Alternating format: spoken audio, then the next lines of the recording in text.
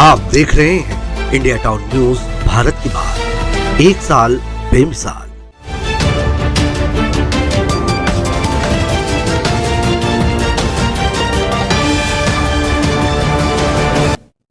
नमस्कार, आप देख रहे हैं इंडिया टाउन न्यूज और मैं हूं आपके साथ सिमरन कौर। आइए बात करते हैं छत्तीसगढ़ की ताजा तरीन खबरों की। खबर बिलासपुर से है, जहां अध्यापिका की कहानी को न मानते हुए हाईकोर्ट ने कथित दुष्कर्म के आरोपी शिक्षक को दोष मुक्त करने के खिलाफ पेश अपील को खारिज कर दिया है। मामले की सुनवाई में हाईकोर्ट ने पाया कि अपीलकर्ता शिक्षिका ने संबंध बनाने की सहमति दी थी। वहीं बलौदाबाजार जिला के शासकीय प्राथमिक विद्यालय में पदस्थ शिक्षिका ने रिपोर्ट दर्ज कराई थी कि वह अपने बच्चों के साथ किराए के मकान में रहती थी। जुलाई 2018 की दोपहर को जब वह अपने घर में थी, तब पास ही के गाँव के मिडिल स्कूल का शिक्षक घर आया था और बच्चे को चॉकलेट खाने 100 रुपए देकर बाहर भेज दिया। इसके बाद आरोपी ने शादी करने की बात कही। शादी के बाद न मानने पर बच्चे को मारने की धमकी देकर उसके साथ दुष्कर्म किया। रिपोर्ट पर पुलिस ने जुर्म दर्ज कर न्यायालय में चालान पेश किया। मामले की सुनवाई के बाद कोर्ट ने अपराध सिद्ध नहीं होने पर आरोपी को दोष मुक्त कर दिया है।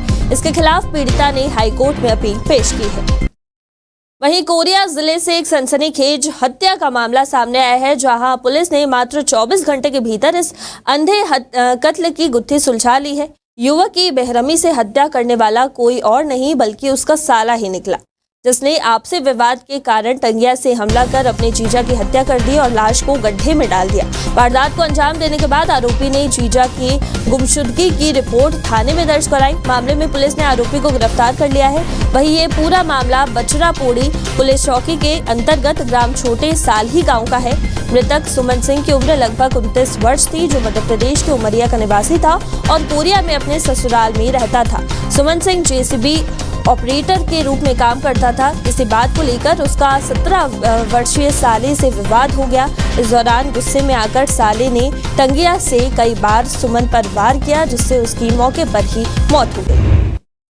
वहीं धमतरी जिले के रविशंकर जलाशय गंगरेल में आयोजित 2 दिवसीय जल जगार महोत्सव के दूसरे दिन आज रायपुर सहित प्रदेश के अन्य जिलों से प्रतिभागियों और दर्शकों का आगमन हुआ है। इस दौरान जल ओलंपिक के प्रति लोगों में जबरदस्त उत्साह देखने को मिला। इस मौके पर रायपुर के संजय बच्चानी, अमित गोयल और राकेश ने धमतरी में जल संरक्षण के लिए किए गए सामुदायिक प्रयासों की सराहना की है। उन्होंने कहा कि जल संरक्षण केवल सरकार की जिम्मेदारी नहीं बल्कि समाज का हर व्यक्ति इसमें योगदान दे सकता है। मां बमलेश्वरी के दर्शन करने रायपुर से डोंगरगढ़ के लिए निःशुल्क बस सेवा आज से शुरू की गई है। आकाशवाणी स्थित काली मंदिर से डॉक्टर रमन सिंह ने हरी झंडी दिखाकर बसों को रवाना किया है। प्रतिदिन 4 निःशुल्क बसों के माध्यम से लगभग 250 दर्शनार्थी डोंगरगढ़ जा पाएंगे। रायपुर जिले के विभिन्न क्षेत्रों से भक्तों को मां बमलेश्वरी का दर्शन कराया जा रहा है। इस अवसर पर विधानसभा अध्यक्ष डॉक्टर रमन सिंह ने मीडिया से चर्चा में बस्तर में 31 नक्सलियों को मार गिराए जाने पर सुरक्षा बल के जवानों को बधाई देते हुए कहा कि इच्छा शक्ति हो तो सब हो सकता है। अमित शाह और मुख्यमंत्री की इच्छा शक्ति है और छत्तीसगढ़ में नक्सलवाद समाप्त होगा। लगातार इस तरीके की कार्रवाई से पुलिस का मनोबल बढ़ा है। अंबिकापुर की मिनी गोल्फ खिलाड़ी शिवानी सोनी का चयन थाईलैंड में आयोजित एशियन चैंपियनशिप के लिए हुआ है। प्रतियोगिता 8 से 15 अक्टूबर तक आयोजित की जाएगी। वहीं छत्तीसगढ़ से एकमात्र महिला प्रतिभागी के शामिल होने से परिवार, दोस्तों और साथी खिलाड़ियों के साथ शहर के खेल प्रेमियों में खुशी देखने को मिल रही है। वहीं शिवानी ने बताया कि शहर के गांधी स्टेडियम में स्थित बास्केटबॉल मैदान में वो प्रैक्टिस करती है।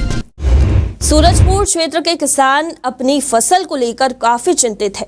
एक तो बेमौसम बारिश और ऊपर से हाथी तैयार फसल को चट कर रहे हैं। महीनों के मेहनत के बाद किसान अपनी धान की फसल की काटने की तैयारी कर रहे हैं। ऐसे समय में अपनी आंखों के सामने हाथियों को फसल खाते और बर्बाद करते देख लाचार है। प्रतापपुर का नाम आते ही हाथी का नाम उससे जुड़ जाता है। हाथियों का साल भर क्षेत्र में आना जाना लगा रहता है। अब ये समस्या विकराल रूप लेती जा रही है, खास तौर से किसानों के लिए जिनकी फसलों को ये बर्बाद करते हैं। किसानों को हाथियों के प्रकोप से बचाने के लिए वन विभाग के पास कोई भी ऐसा ठोस प्लान नहीं है। हरियाणा और जम्मू कश्मीर में विधानसभा चुनाव के मतदान के बाद भारतीय जनता पार्टी आगामी विधानसभा चुनाव के लिए तैयारियों में जुट गई है। छत्तीसगढ़ बीजेपी के कई नेताओं को महाराष्ट्र और झारखंड में प्रचार की जिम्मेदारी सौंपी गई है। बीजेपी ने जिन नेताओं को जिम्मेदारी सौंपी है उनमें मंत्री और विधायक भी शामिल हैं। प्रचार प्रसार के लिए महाराष्ट्र और झारखंड दोनों राज्यों में अलग अलग विधानसभा क्षेत्रों के प्रभारी नियुक्त किए गए हैं। वहीं कबीरधाम जिले में एक बार फिर से दर्दनाक हादसा हुआ है, जहां बचेड़ी गांव में तेज रफ्तार पिकअप वाहन अनियंत्रित होकर पलट गई है। इस हादसे में 25 लोग घायल हुए हैं, जिनमें से 2 की हालत नाजुक बताई जा रही है। सभी घायलों को लोहारा सामुदायिक स्वास्थ्य केंद्र में भर्ती कराया गया है, जहां सभी का इलाज जारी है।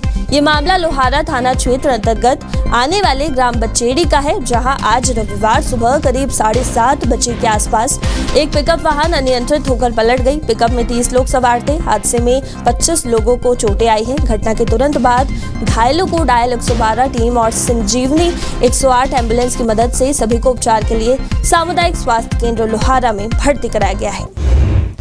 कांकेर जिले के लारगांव स्थित दुर्गा पंडाल में देर रात एक भालू अचानक घुस गया। घटना उस समय की है जब पंडाल में लगभग 10 ग्रामीण सो रहे थे। भालू तेल पीने के लालच में पंडाल में घुस गया, लेकिन गनीमत रही कि उसने किसी पर हमला नहीं किया है। ग्रामीणों ने स्थिति को संभालते हुए शांति बनाए रखी, जिससे बड़ा हादसा टल गया है। कांकेर जिले में जंगली जानवरों का आतंक लगातार बढ़ता जा रहा है। भालू के अलावा तेंदुए भी रिहायशी इलाके में घुसकर हिंसक हो रहे हैं। इन जंगली जानवरों की गतिविधियों से वन विभाग के सामने बड़ी चुनौती खड़ी हो गई है। बीते कुछ दिनों में तेंदुए ने बच्चों सहित अन्य लोगों पर हमला कर उन्हें गंभीर रूप से घायल कर दिया था। वहीं कुछ दिन पहले जिला मुख्यालय से लगे डुमाली गांव में एक साथ 5 तेंदुए देखे गए थे, जिससे वन विभाग अलर्ट मोड पर है। वहीं आसपास के ग्रामीणों में दहशत का माहौल है। दंतेवाड़ा नारायणपुर सीमा में नक्सलियों से हुई मुठभेड़ में सुरक्षा बलों को बड़ी कामयाबी मिली है। इस ऑपरेशन में जवानों ने 31 नक्सलियों को ढेर किया है।